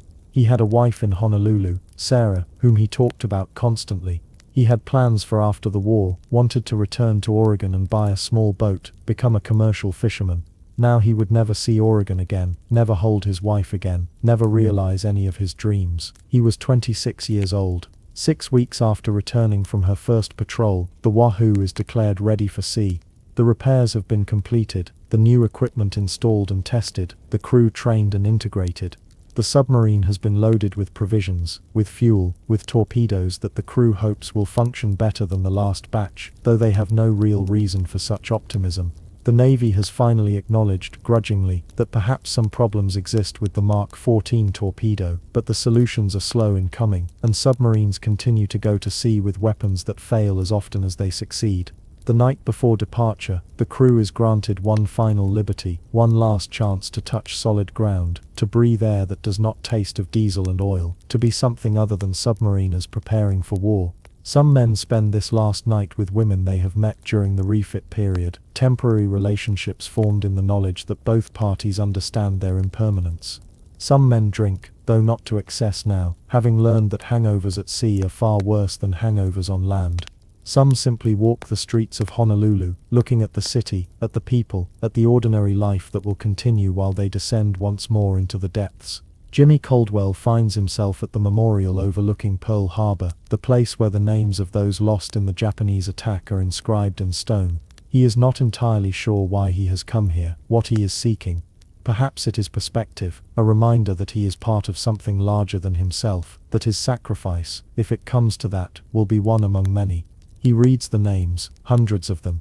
Men who died on a Sunday morning nearly 4 years ago, men who never had a chance to fight back, who were simply in the wrong place when the bombs fell. At least he thinks, if the Wahoo goes down, it will be in combat, fighting. That is something. Not much perhaps, but something. As dawn breaks on the morning of departure, the crew assembles once more on the dock. The routine is familiar now, less frightening than the first time, but no less serious. The same band plays the same songs, the same small crowd of family and well-wishers waves from the pier. The same ritual of departure unfolds, lines are cast off, the submarine backs away from the tender, turns toward the channel, passes the harbor entrance and heads into the open sea. The only difference is that now Jimmy and the other veterans know exactly what awaits them, and that knowledge makes it harder, not easier, to leave. The transit to the patrol area passes more quickly this time, the routine familiar, the crew settling into their roles with the ease of experience. The new men are integrated smoothly, mentored by the veterans, learning the reality of submarine operations as opposed to the theory they learned in school. The captain runs frequent drills, ensuring that everyone remains sharp, that the responses to emergency situations are automatic. Diving drills, fire drills, torpedo drills, collision drills, the endless repetition that creates the muscle memory that might save their lives. The Wahoo's second patrol area is different from the first. Instead of the Yellow Sea off the coast of Japan, they have been assigned to patrol the waters around the Philippines, interdicting the shipping lanes that carry vital resources from the conquered territories of Southeast Asia back to Japan. Oil from the Dutch East Indies, rubber from Malaya, rice from Indochina, all of these materials flow north through these waters, feeding the Japanese war machine. The American submarine campaign is designed to cut these supply lines, to strangle Japan's economy, to make it impossible for the empire to continue the war. The hunting is better in these waters. Convoys pass through regularly, and the Japanese, stretched thin across their vast conquered territories, cannot provide adequate escort for all their merchant shipping. On the 6th day of the patrol, the Wahoo encounters a convoy of 5 merchant ships with only a single escort destroyer. The captain decides to attack, maneuvering the submarine into position for a spread of torpedoes at the largest merchant ship, a tanker heavily loaded and sitting low in the water. The attack unfolds perfectly. 6 torpedoes are fired in rapid succession, 3 at the tanker, and 3 at a second merchant ship. 4 of the 6 hit their targets. The tanker explodes spectacularly, her cargo of fuel igniting in a massive fireball that can be seen for miles. She breaks in half and sinks in less than 5 minutes, taking her entire crew with her. The second merchant ship, hit by 2 torpedoes, lists heavily to port, and begins to settle by the stern. Her crew abandons ship, launching lifeboats, scrambling into the water as their vessel slowly sinks. Through the periscope, the captain watches the destruction his submarine has wrought. He feels a complex mix of emotions: satisfaction at a successful attack, at having performed his duty effectively, but also a nagging discomfort at the human cost. Those are not just ships sinking, they are men dying, sailors who happen to be born in Japan rather than America, but who are not fundamentally different from his own crew. They are merchant sailors, not soldiers, men who joined the Navy to see the world or to earn a living, who probably do not understand the larger political forces that have brought them to this moment. But war does not allow for such moral complexity. Those ships were carrying fuel and supplies that would have been used to kill Americans, and therefore destroying them was necessary, was justified, was his job. The escort destroyer, alerted by the explosions, turns toward the submarine's position and begins dropping depth charges, but the Wahoo has already gone deep and is clearing the area. The depth charges explode far from the submarine, more sound and fury than actual danger. The captain allows himself a brief smile. This was a good attack, a clean attack, the kind of engagement that every submarine captain dreams of: multiple targets destroyed, no damage sustained, a clear escape. If only they could all be like this. 3 days later, while running on the surface during the night, recharging batteries and making transit to a new patrol sector, the lookouts spot something in the water ahead. At first they think it might be debris from a ship, or perhaps a piece of timber or whale. But as the Wahoo approaches, they realize it is a life raft, and in the life raft is a man. The submarine alters course to investigate. The man in the raft is an American pilot, a Navy flyer whose plane was shot down during a strike against Japanese installations in the Philippines. He has been adrift for 3 days, sunburned, dehydrated, barely conscious. The submarine crew hauls him aboard, carries him below, where the pharmacist's mate begins treating him for exposure and dehydration. It takes hours before he is coherent enough to explain what happened. His dive bomber was hit by anti-aircraft fire during a strike on Manila Harbor. He managed to stay airborne long enough to get clear of land before ditching in the ocean. His gunner died in the crash, but he got the life raft inflated and has been drifting ever since, hoping for rescue, watching his water supply dwindle, wondering if he would die of thirst before the sharks got him. The pilot, a lieutenant named Thomas Bradford, stays aboard the Wahoo for the remainder of the patrol. There is nowhere to transfer him, no way to get him back to friendly forces, except to carry him back to Pearl Harbor when the patrol ends. He becomes a strange addition to the crew, a man who does not belong, who has no assigned duties, who simply exists in this underwater world. He sleeps in a bunk vacated by one of the officers, eats in the wardroom, tries to stay out of the way. Bradford is fascinated by the submarine, having never been aboard one before. He asks endless questions about how things work, how the crew manages to live in such conditions, how they navigate, how they attack. The crew tolerates his curiosity, some of them enjoying the chance to explain their work to an outsider, to have their expertise recognized. But there is also some resentment. Bradford is a pilot, part of the glamorous world of aviation, the pilots who get all the glory, all the recognition, while submarines do their work in silence and secrecy. The submarine service has always been the Navy's neglected stepchild, the men who operate in the shadows while the surface ships and aircraft get the headlines. But as the days pass, as Bradford experiences the reality of submarine operations, his respect for the submariners grows. He is aboard during a depth charge attack, experiences firsthand the terror of being hunted in the depths, and his admiration for men who volunteer to live this way becomes genuine and profound. After the attack, he He tells Jimmy Caldwell that he would rather face a dozen Japanese fighters in the air than go through another depth charging. At least in the air, he says. I have some control, I can maneuver, I can fight back. Down here, you just have to take it. Have to trust that the boat will hold together, that the captain will get you out of it. I don't know how you do this. Patrol after patrol, Jimmy shrugs, uncomfortable with the praise. You do what you have to do, he says, the same answer he gives to every question about courage and endurance. Same as you, same as everyone. On the 32nd day of the patrol, the Wahoo encounters something that will haunt the crew for the rest of their lives. They attack a large merchant ship, a transport that appears to be carrying military supplies. 3 torpedoes hit their target, and the ship begins to sink. But as the captain watches through the periscope, he realizes that this is not just a cargo ship. There are hundreds of people in the water, far more than a normal merchant crew. The ship was carrying troops, possibly prisoners, possibly civilian evacuees. It is impossible to tell from the periscope's limited view. The captain faces an impossible decision. Standard procedure in such situations is to clear the area immediately. Remaining near a sinking ship invites attack from escorts that will certainly be responding to the distress call. The submarine's primary mission is to sink ships and survive to sink more ships, not to rescue enemy personnel from the water.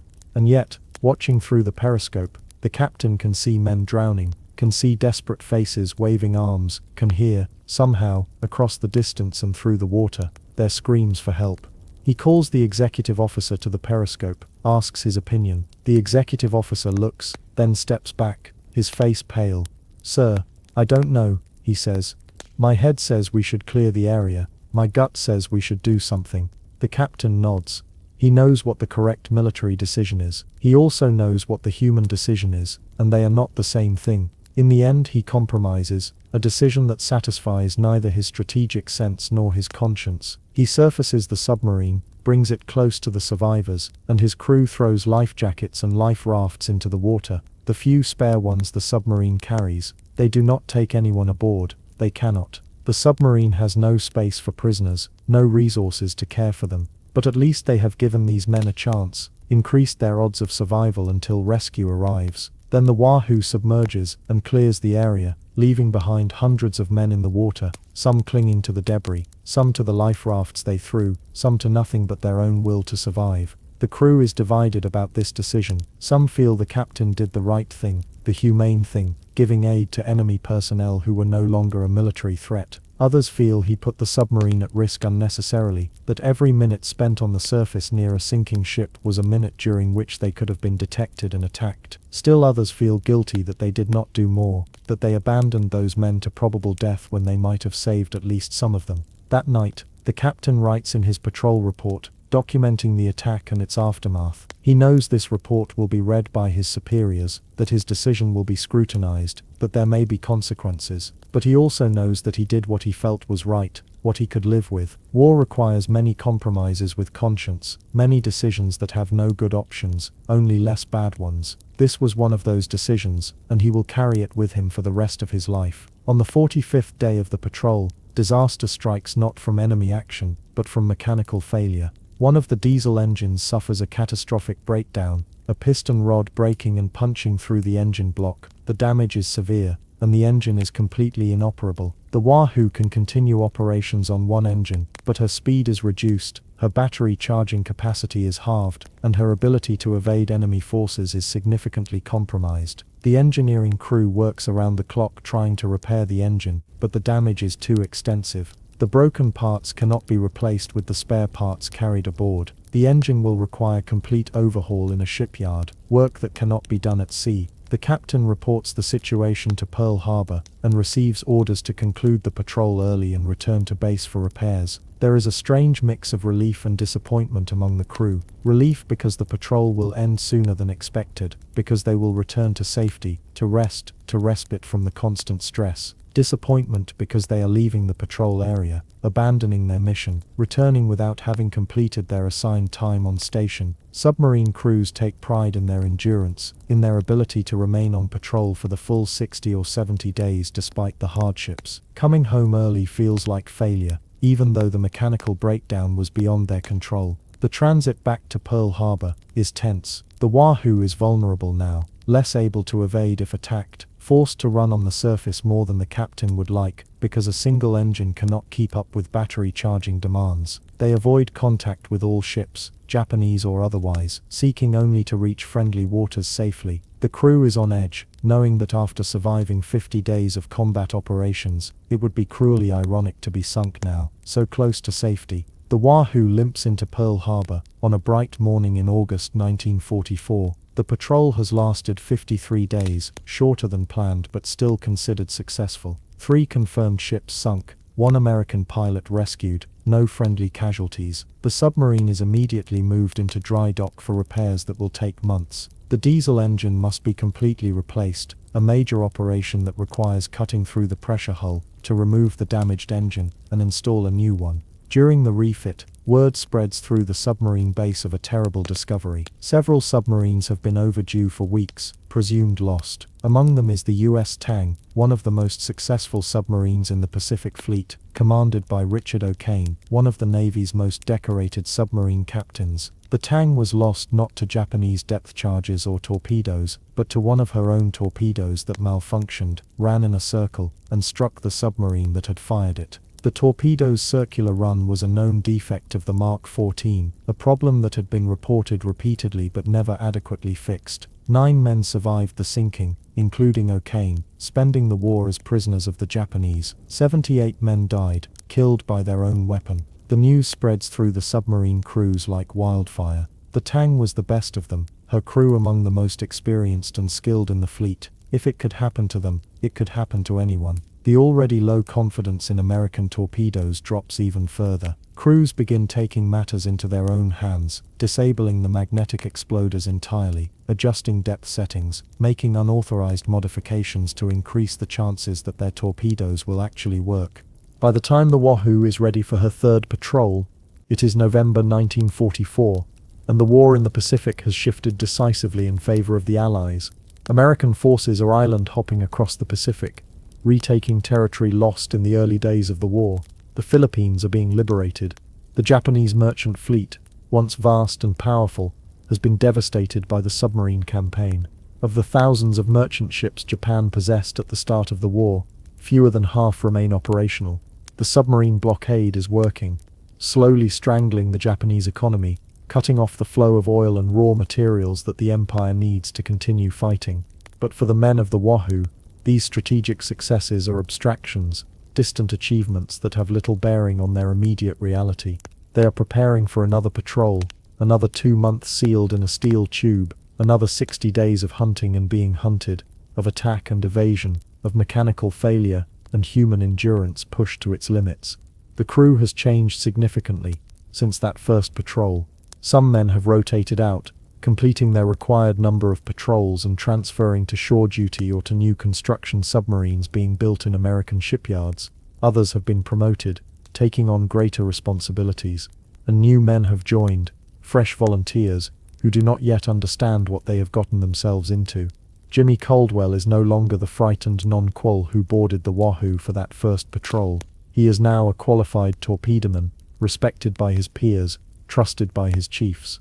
He has been through 3 depth charge attacks, has fired torpedoes in combat, has seen men die, and has survived when others did not. The experience has changed him in ways he is only beginning to understand. He is quieter now, more withdrawn.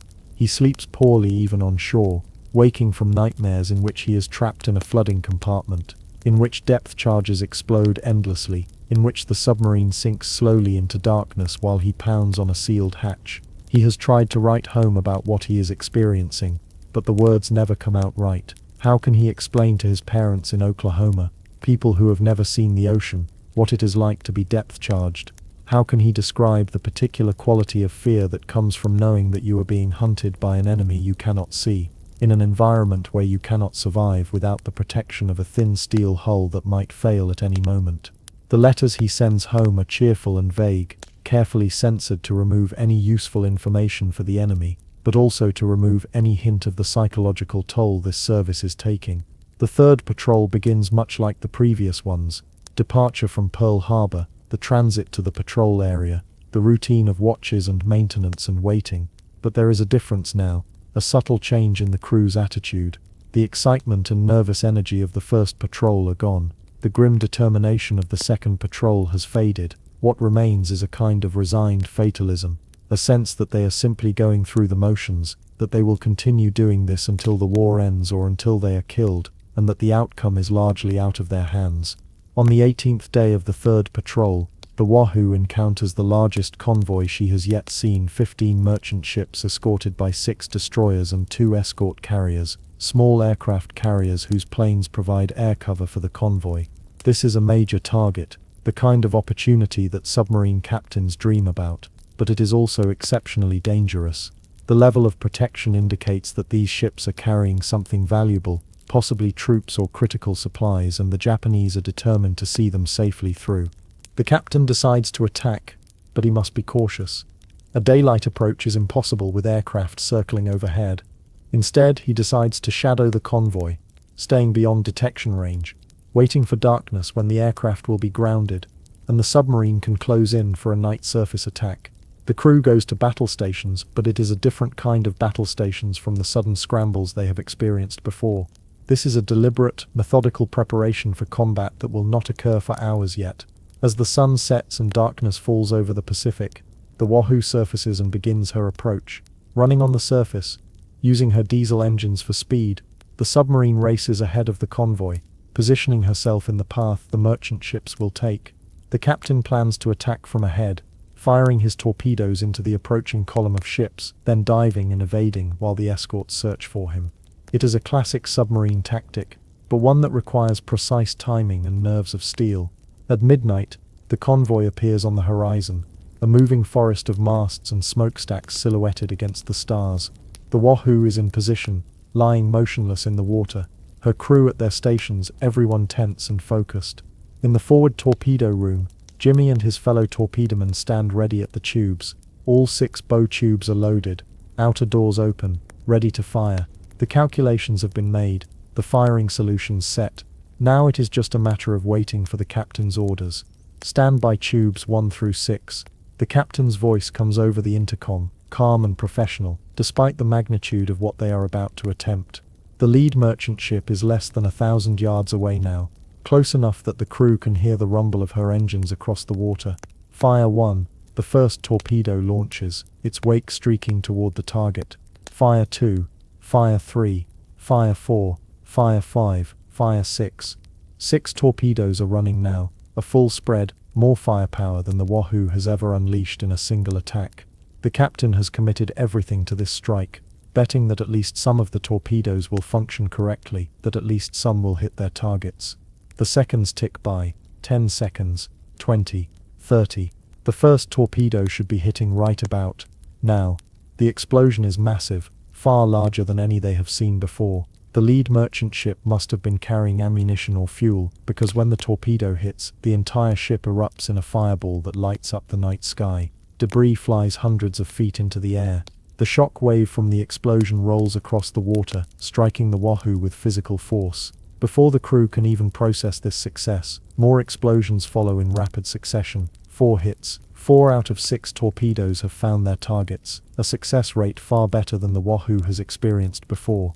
2 merchant ships are sinking, a third is dead in the water and listing heavily, and a fourth has been damaged and is falling out of formation, but there is no time to celebrate. The escorts have pinpointed the submarine's location from the torpedo wakes, and they are coming fast. Clear the bridge. Dive. Dive. The captain shouts. The lookouts scramble down the hatch. The captain takes one last look at the chaos his attack has created, then follows his men below, pulling the hatch shut behind him. Take her deep. 400 feet. All ahead full. The Wahoo is diving, her ballast tanks flooding, her nose dropping sharply as the diving planes angle downward. But she is not diving fast enough. The lead escort destroyer is already overhead, and the depth charges are falling. The first pattern explodes just as the Wahoo passes through 150 feet, far too shallow, far too vulnerable. The submarine is picked up and shaken like a toy. Light bulbs shatter throughout the boat. A main electrical bus in the maneuvering room arcs and shorts out, plunging half the submarine into darkness. A high-pressure airline ruptures, filling the control room with a screaming jet of compressed air that must be isolated before all the air is lost. Another pattern of depth charges explodes, closer this time. The submarine shudders violently.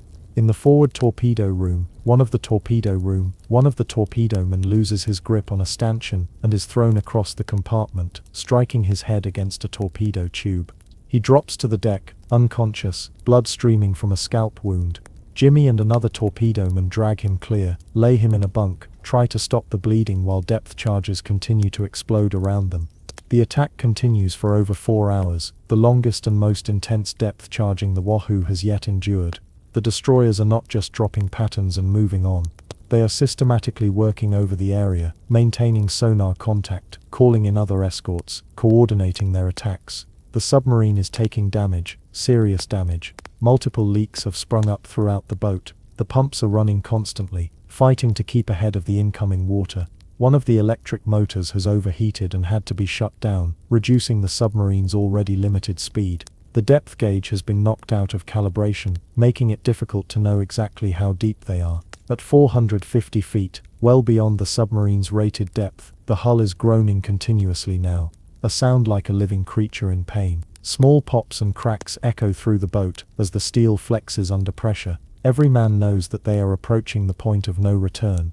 The depth at which the hull will simply implode, but staying shallow means certain destruction from the depth charges. The captain has no good options, only degrees of terrible. Gradually, impossibly, the depth charge attacks become less frequent. The destroyers are not giving up, but they are having difficulty maintaining contact. The Wahoo has descended into a thermal layer, and the temperature gradient is scattering the sonar beams, creating false echoes, making it difficult for the Japanese sonar operators to distinguish the submarine from the surrounding water conditions. The captain orders a course change, then another, turning the submarine, using what little battery power remains to creep away from the search area. At dawn, 6 hours after the attack began, the last destroyer gives up the search and rejoins the convoy, or what remains of it. The Wahoo slowly, carefully, ascends to periscope depth. The captain raises the scope and looks around. The ocean is empty except for scattered debris, oil slicks, and a few lifeboats far in the distance. The convoy is gone, fled to safety, leaving their dead behind. The submarine surfaces, and the crew emerges to assess the damage. It is extensive. The deck is torn and buckled in places from near-miss depth charges. The periscope has a crack in one of the seals, and is leaking. The radio antenna has been torn away. One of the ballast tank vents is jammed partially open. The list of repairs needed is so long that the captain realizes immediately that they cannot continue the patrol. The Wahoo must return to Pearl Harbor for repairs, and it must do so running on the surface as much as possible, because the battery is nearly depleted, and the damaged electrical system cannot recharge it efficiently. The pharmacist's mate reports 7 crew members injured seriously enough to require ongoing treatment. The torpedoman, who was knocked unconscious, has a severe concussion and possibly a skull fracture. 2 men have broken ribs, 1 has a dislocated shoulder, 3 others have various cuts and bruises, and then there are the psychological casualties, the men who are not physically injured but who have reached their breaking point. The captain can see it in their eyes, in the way they move, in the way they cannot stop their hands from shaking. They have been pushed too far, have endured too much, and something fundamental has broken inside them. The transit back to Pearl Harbor takes 3 weeks. 3 weeks during which the Wahoo runs mostly on the surface, avoiding all contact with other vessels, limping home like a wounded animal seeking its den. The crew is exhausted beyond anything they have previously experienced. They have been at sea for 42 days, have survived the most intense combat of their careers, and are running on pure adrenaline and willpower. Lieutenant Bradford, the pilot they rescued during the previous patrol, is still aboard, having been unable to be transferred during the abbreviated second patrol. He watches the submariners now, with something approaching awe. He has been with them through 2 patrols, has seen what they endure, has experienced himself the terror of being depth-charged, and the soul-crushing tedium of the days between attacks. "I don't know how you do this," he tells Jimmy one evening, as they stand on deck watching the sunset. "I really don't. I've flown 50 combat missions, been shot at more times than I can count, lost friends to enemy fire. But at least when a mission is over, I get to come back to a carrier, to sleep in a real bunk, to eat hot food, to talk to people, to have space to breathe. You guys do this for months at a time, sealed up in that tube, never knowing if today is the day you die. It's insane. You're all insane for volunteering for this." Jimmy smiles, a tired, sad smile. "Maybe we are," he says. "I don't know anymore. When I volunteered, it seemed like an adventure. You know, a chance to do something important, to serve my country, to be part of something bigger than myself. And the extra pay helped, could send money home to my folks. But now, he trails off, staring at the darkening ocean. Now I just want it to be over. I want to survive this war, and go home and never see the ocean again. The Wahoo arrives at Pearl Harbor on a grey morning in early December, 3 years almost to the day after the Japanese attack that started America's war. The base is busy, busier than Jimmy remembers from previous returns. New submarines are arriving constantly, modern boats with better equipment, better weapons, better systems. The submarine campaign has been so successful that the Navy is building submarines as fast as possible, rushing them into service to press the advantage. But Jimmy notices something else. The memorial wall, where the names of lost submarines are recorded, has grown significantly. Dozens of submarines have been lost since the war began, thousands of submariners dead, friends and colleagues who left on patrol and never returned. The Wahoo ties up at the submarine tender, and the crew disembarks. This time there is no band playing, no crowd of well-wishers. The submarine returns are too common now, too routine to warrant ceremony. The crew simply walks off the boat, carrying their sea bags, and disperses into the base, seeking showers, real food, beds that do not move with the motion of the sea. That evening, Jimmy is sitting in the enlisted club, drinking a beer, when he hears shouting from across the room. He turns to see one of his crewmates, a young electrician named Tommy Price, standing on a table, yelling incoherently. His face is flushed, his eyes wild. As Jimmy watches, Price picks up a chair and smashes it against the wall, then collapses on the floor, sobbing. Shore Patrol arrives within minutes, but they are gentle with Price, recognizing what they are seeing. This is not drunkenness or indiscipline. This is a complete psychological breakdown, a mind that has finally reached its limit and shattered. Price is taken to the Naval Hospital, where the psychiatrists will evaluate him and determine that he cannot return to submarine duty. He is not alone. Over the course of the next week, 3 other crew members from the Wahoo experience similar breakdowns. The constant stress, the repeated exposure to life-threatening danger, the claustrophobia, the sleep deprivation, the knowledge that at any moment you might die in the most horrible way imaginable. It has accumulated beyond what the human psyche can endure. These men are not weak or cowardly. They are simply human, and they have been pushed past the point where any human can function. The captain is called to squadron headquarters to discuss the situation. The admiral in charge of submarine operations for the Pacific Fleet wants to understand what happened, why so many crew members from a single submarine are suffering psychological casualties. The captain tries to explain the intensity of the last depth charging, the accumulation of stress over multiple patrols, the toll that submarine duty takes, even on the strongest men. The admiral listens, asks questions, takes notes. He is sympathetic, but also realistic. The submarine campaign must continue. The Navy needs every submarine at sea, needs every crew operational. The men who have broken will be given medical treatment and reassigned to shore duty. The Wahoo will receive replacement crew members, and once repaired, will return to the war. But the captain pushes back,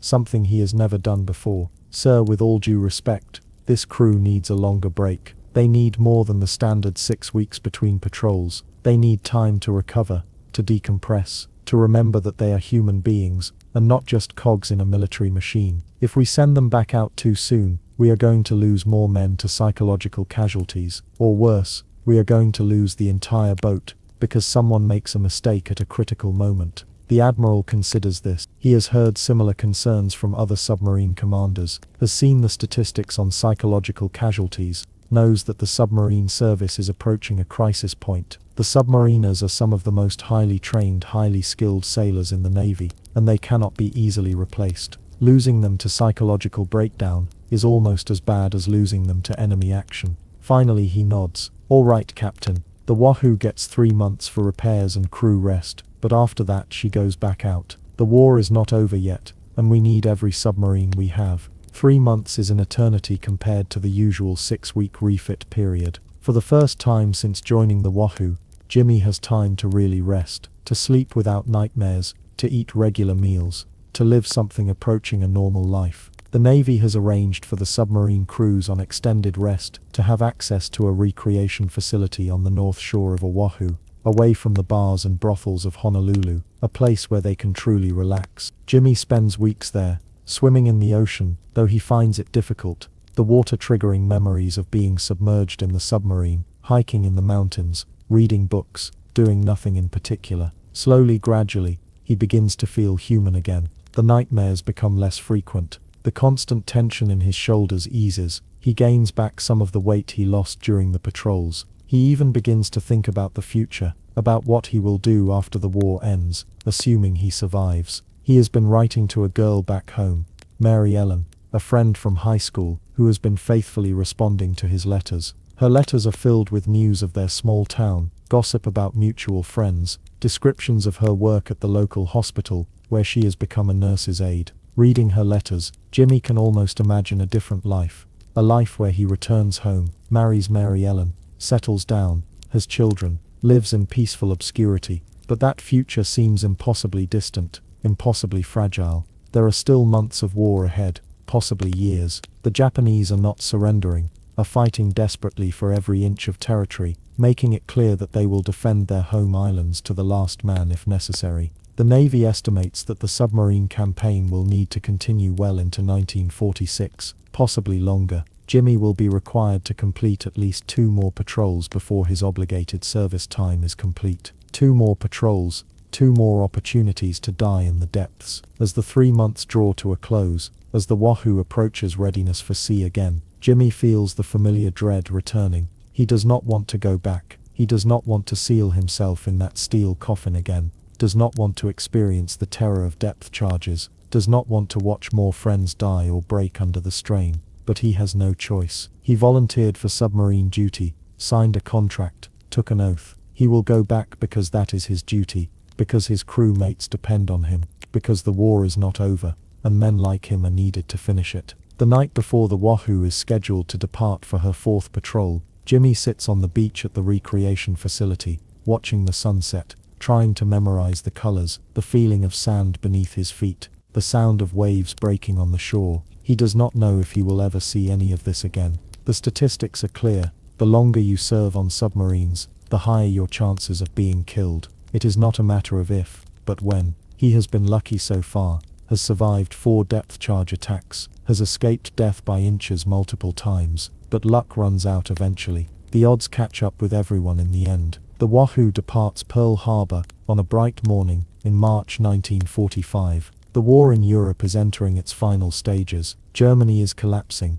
Berlin is under siege. Victory is weeks away at most. But in the Pacific, the war continues with undiminished fury. American forces have invaded Iwo Jima and are suffering terrible casualties, fighting for that desolate island. Okinawa, even closer to Japan, will be next. And after that, the invasion of the Japanese home islands themselves, an operation that military planners estimate will cost 1 million American casualties. The submarine campaign has been extraordinarily successful. Japan's merchant fleet has been virtually destroyed. Over 8 million tons of shipping have been sunk, cutting off the flow of resources to the home islands, strangling the Japanese economy. But the cost has been high. Over 50 American submarines have been lost, over 3,500 submariners killed. The submarine service, which represents less than 2% of the Navy's personnel, has suffered over 20% of the Navy's total casualties. It is, by any measure, the most dangerous service in the American military.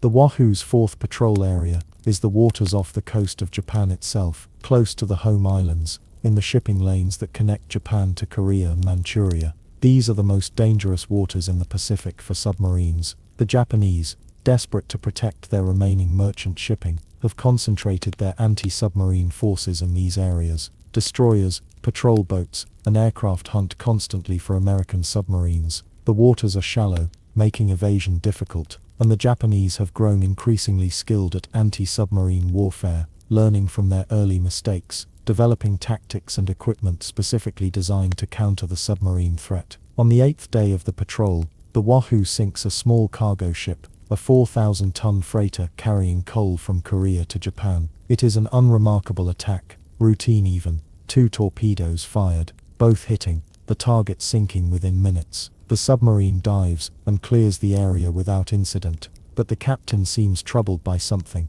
though he does not explain what. That evening, he He calls a meeting of his officers in the wardroom.